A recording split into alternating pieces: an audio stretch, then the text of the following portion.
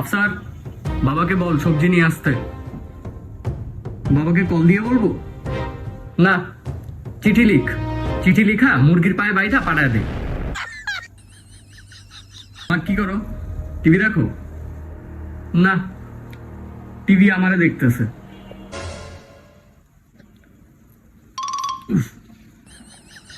মস্তিষ্কে যে ব্যথা পাস না, এটাই অনেক। মা, কি রান্না করছো? মূলা আর ডাল। মূলা?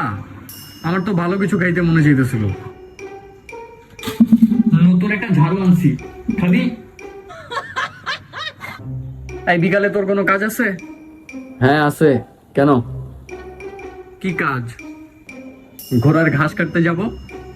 তুই আমারে এভাবে জবাব দিলি? কোথা থেকে শিখো সেগুলা? কোথা থেকে শিখবো আবার? তুমি না বলো তোমার মতো হইতে, তোমার কাছ থেকেই তো শিখছি।